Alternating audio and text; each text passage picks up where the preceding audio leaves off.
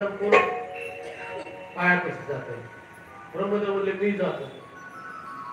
भगवान विष्णू म्हणले अंत पार नाही का. तस लबाड बोलले गाय आली केवढा.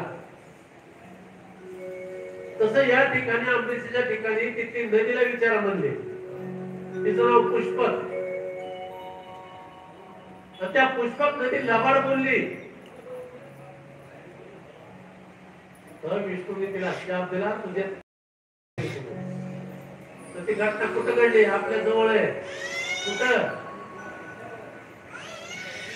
माहित नाही. बार्शी. म्हणून द्वादशीला बार्शी मध्ये भारत सोडली का नाही.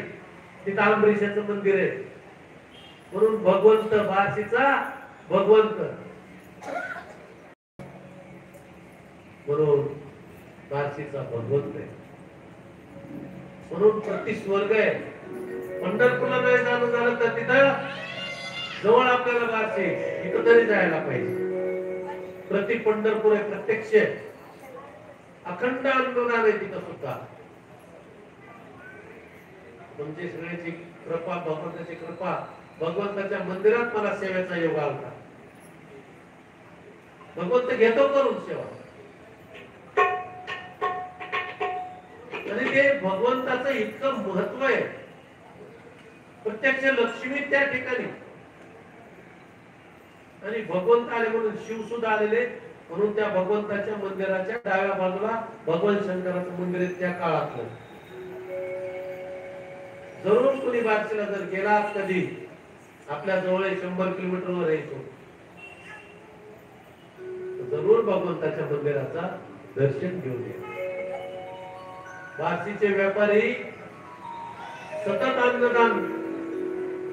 आरती निवेद्य 12ची झाली की 12 ते 3 अन्नदान असते. पंढरपूरला सुद्धा तुकाराम भवन मध्ये मंदिरातर्फे अन्नदान आहे. कधी पंढरपूरला गेला तर 12च्या पुढे तिथं थांबण्यात आलं. तुकाराम भवन मध्ये जायचं, जेवण करून घ्यायचं. स्वच्छ सुंदर अप्रतिम भोजन असत. एकदा काय झालं माझ्या जीवनामध्ये अक्षय तृतीयाचा योग आला. आणि मोठे बाबा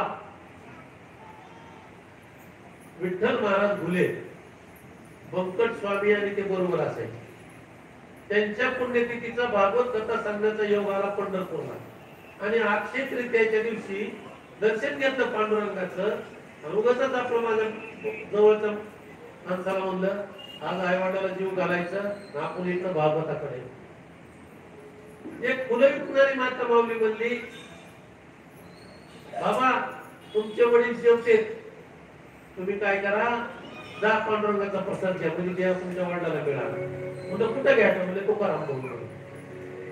उगाचच मनात म्हणलं अक्षय तृतीया दिवशी आमरस असतात, पोळ्या असतात, कुरवडी पापड असतो, भजी असते.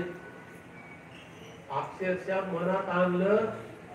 तिथं गेलो तर आम्ही तर तेच आम्हाला जेवायचं. आणि प्युअर केशर आंब्याचा न पाणी टाकलेला आमरस. हे भगवंत आहे. भगवंताच्या सेवेत राहिले ना भगवंत सगळं करतो. मागे पुढे सांभाळायचे.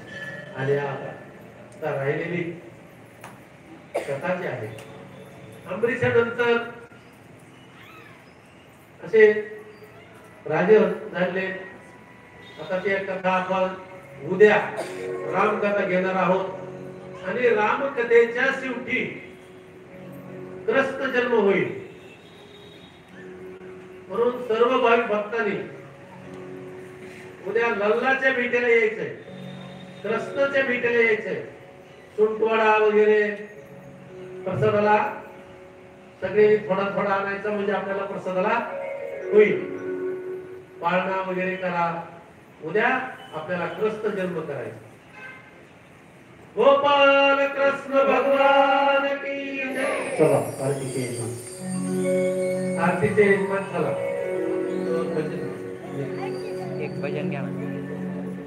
श्री कृष्ण गोविंद हरे मुरारे हे नाथ ना